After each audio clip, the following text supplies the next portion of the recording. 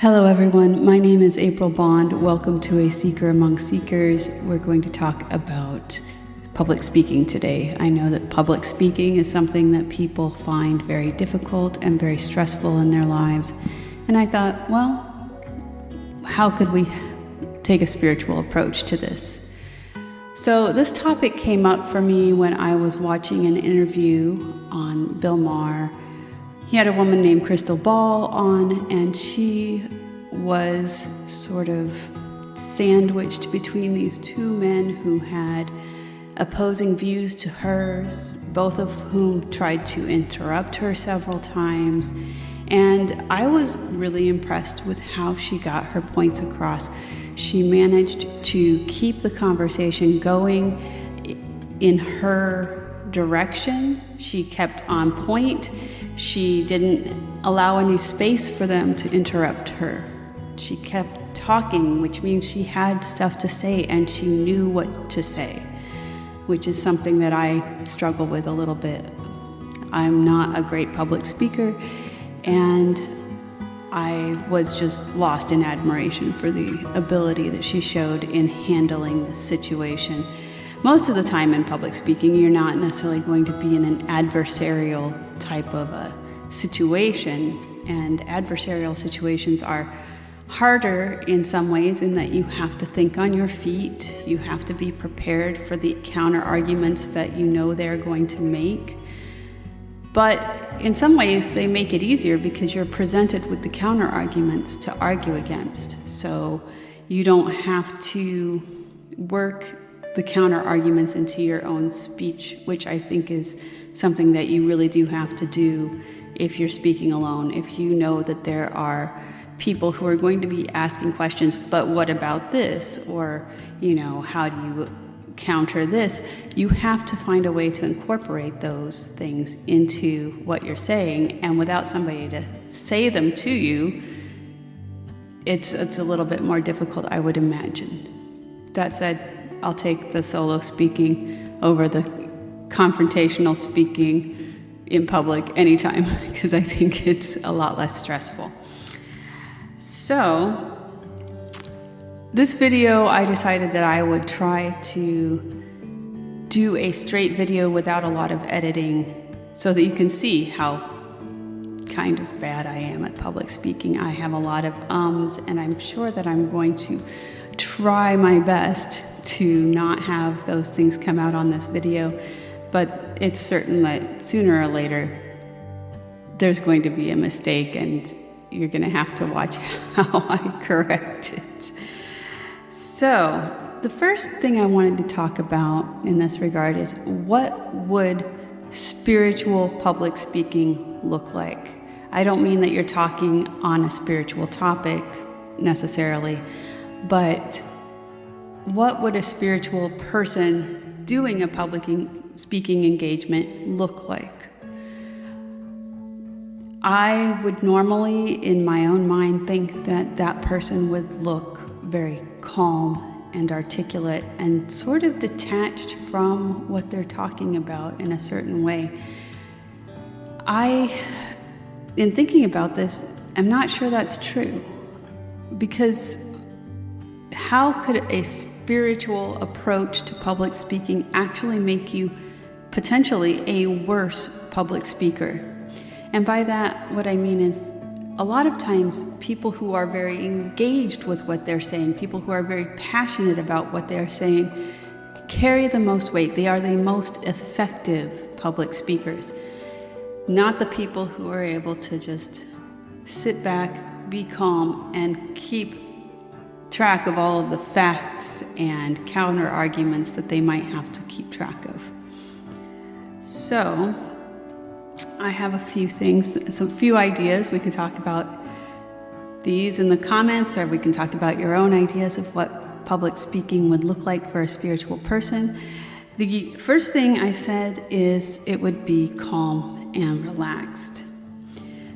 And for that, we need to train ourselves to remain calm in the face of conflict and adversity. So, the second thing is that we would need to stay sharp. You have to be able to keep track of your strategy and any facts that you need to prove your point need to be readily available in your mind. So your mind needs to be very sharp and not distracted by the fact that you're nervous or your hand is shaking or whatever might be going on physically. The third thing is you have to know your stuff. You have to be prepared. You have to know the counter arguments. You have to know what facts you have to support your position.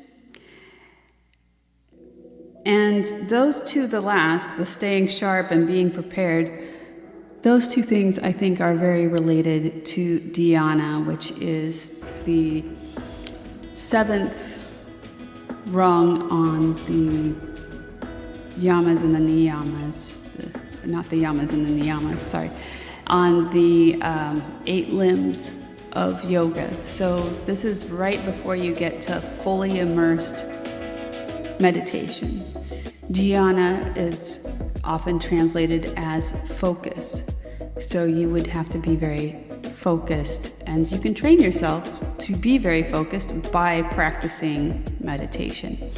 So moving on to the spiritual practices that would help, obviously meditation, learning how to focus on one subject, learning how to look at the same subject from all angles. Those are things that you would learn in dhyana. There is also the idea that you could use your meditation practice as a time for visualization, because visualization of things that you hope to achieve often results in a positive growth in those areas that you're visualizing. If you visualize making a hole-in-one, you're more likely to make a hole-in-one than if you do not, regardless of your skill level. So visualizing yourself being calm and prepared and well received in a public speaking situation could be one of the ways that you would practice for public speaking. Another way that I can think of is engaging with pujas, ceremonies, and ritual. So this also can take the form of taking on speaking responsibilities within your group or your coven or your congregation or whatever. Take on some roles doing some of the, reading a verse or giving an introduction to somebody else or that kind of a thing, so that you get that experience of speaking in public and you're in a very friendly audience where people are going to be very sympathetic to you and who they're also going to, probably applaud you even if you don't do very well. They will tell you how brave you are for getting up there and trying to speak in front of people, because it is brave. The third thing that I can think of that you could do is chanting or singing within your spiritual practice. And this is to help relax the voice and get really comfortable with your voice. There are a few things in here. There's the throat chakra is the part of you that is in charge of self-expression and speaking and the arts and creativity in a lot of ways. And so when you actually engage with singing or chanting, you're stimulating that chakra and you're helping it to be at its most efficient, fully active. The other thing is that you're doing a few things that really help your voice. One of the practices that is excellent for the voice is humming.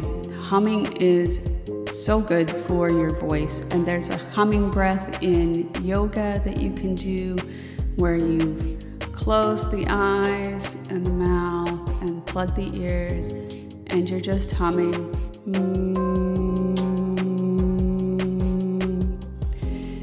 And you kind of get used to that resonance in your head, that extra volume that you get from plugging your ears when you are singing or humming is really helpful for developing that connection with your voice.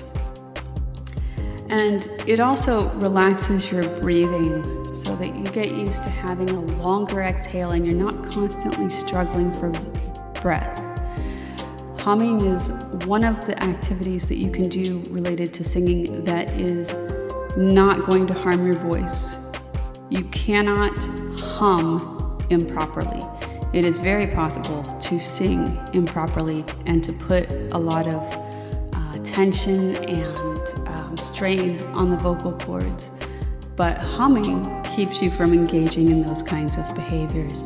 So I strongly recommend humming for anybody who has problems with their voice in general. Open mouth humming, same thing, but you're gonna stick your hand in your mouth and keeps all that benefit of humming, but you're starting to get how to keep the jaw relaxed while your mouth is open. And that's also very important.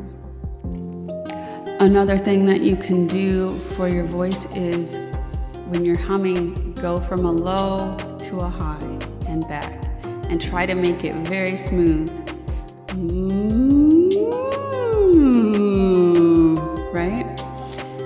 You want to keep that smooth, and that's a good way for your voice to become smooth from different registers. If you're familiar with singing, you know that you have sort of a chest and a throat and a head and a whistle register. So getting all the way through all the registers without any little pumps is very good.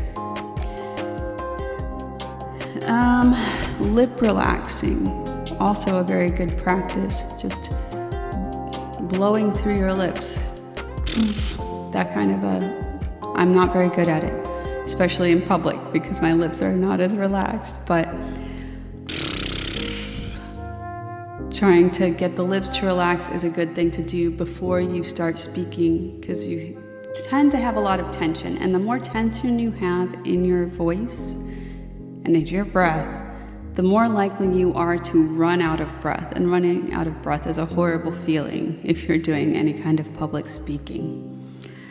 And the last thing in that vein, and I'm talking a little bit more about this because this is something that I personally know a lot about as a singer and a songwriter and somebody who's been singing my whole life.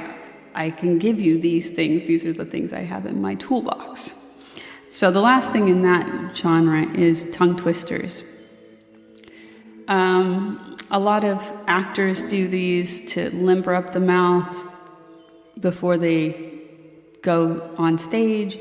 One of the more common ones is red leather, yellow leather, which takes a little bit of an effort to say, but saying that over again, red leather, yellow leather, red leather, yellow leather. See, you can see how it twists the tongue. Helps you to get articulate with your tongue. And let's see, what else? So the next thing would be to also get comfortable with the sound of your voice. Some of that might just be something that happens along the way as you're taking on a few more speaking responsibilities in your spiritual community. But get used to hearing yourself on a voicemail, or record yourself on your phone and listen back. Because when you first hear your voice the way somebody else hears it, it's not going to sound nice to you. It's not going to sound the way you think you sound, because it doesn't have all that resonance that you hear in your own head. But as you get used to hearing yourself recorded, you will find that the way you sound to yourself matches the way you sound to others. And that's a great help in trying to tweak the way that you sound, because then you can start to see where you need to make changes. And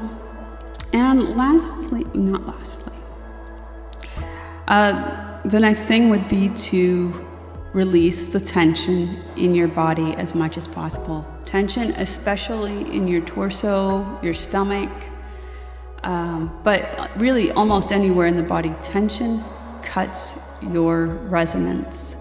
So the more tension that you have in your body, the more brittle your voice will sound, and the more air you will use to support the tone. So if you find that I'll give you an example of something that happens to me a lot. I'll be singing along, I'm perfectly happy singing, and everything's going well, and then I realize suddenly that I don't know where I am in the song. I don't know which verse I'm on, or if I'm going into the bridge or the chorus or whatever. And for this split second, I have a little fear, like, oh my gosh, what's the next thing?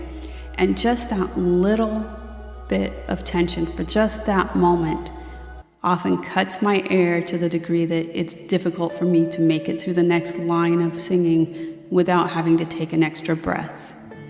So little bits of tension matter, and there are lots of ways to get rid of that. I like dancing personally.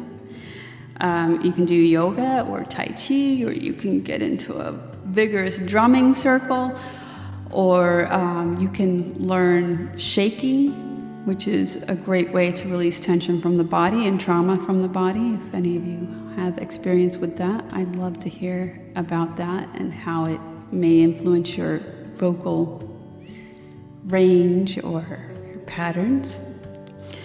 And the last thing I wanted to talk about on this note is detachment, because I mentioned that before. It does seem like there is a certain level of detachment that you need to have to perform in public. But it's only a certain kind of detachment, in my opinion. It's not a good thing for you to completely check out from, I don't know. You can be detached from your impact on the audience. You can be detached from that mistake that you made 5 seconds ago. But it's important that you remain engaged with your subject, in my opinion. You have to remain engaged with the lyric of the song or with what you're talking about, because if you lose that passion, I think you're going to lose your audience.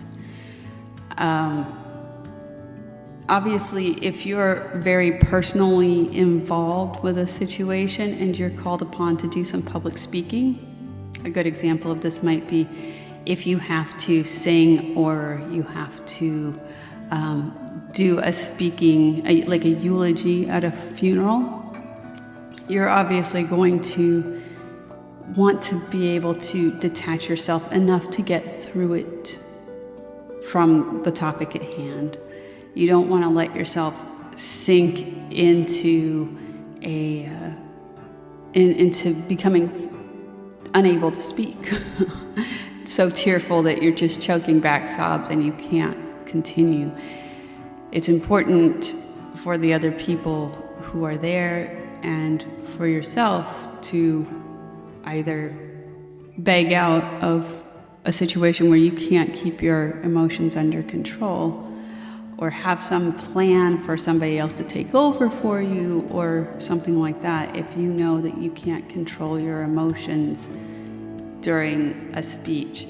But in a public speaking engagement, that should not be happening at all. You want to make sure that you are detached enough from the subject at hand that you're not turning yourself into a raving orator. I don't know what else to call it, but yeah, you don't want to be too excited. I mean, look at what happened to Howard Dean. He got excited once and he lost a national nomination for president. So it is important to remain somewhat calm, but you have to keep that passion in there somehow, or it's just not interesting anymore. And so that's really all I have to say about the topic. Like I said, this is my take on it based on my grounding in yoga and witchcraft. But I am really interested to hear what you have to say. So in the comments, what I'd like to hear about are, what do you think that spiritual speech looks like? What degree of passion can you have in speaking and not be engaging in some level of verbal violence, for instance? Second, are there any universal rules for spiritual speech, or is it entirely dictated by the personality of the speaker? So I obviously think that we want to keep a little bit of passion in our public speaking, but that might just be a better fit for me. That might not be a universal rule that everybody has to have. There are certain people maybe who are very calm and collected and very detached and somehow manage to pull it off. I'd be interested in anybody telling me how you would hold engagement with a very detached speaking style.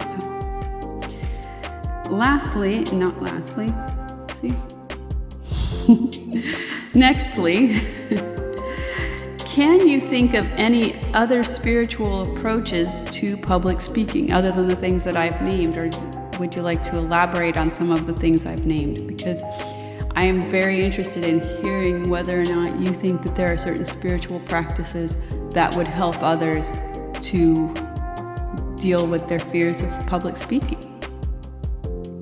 And now, lastly, have you ever tried before to apply spirituality to public speaking or performance? And if so, what have been the results? What has worked for you? What has not worked for you? And I look forward to hearing from you in the comments. And I will see you again next week. Bye. Namaste.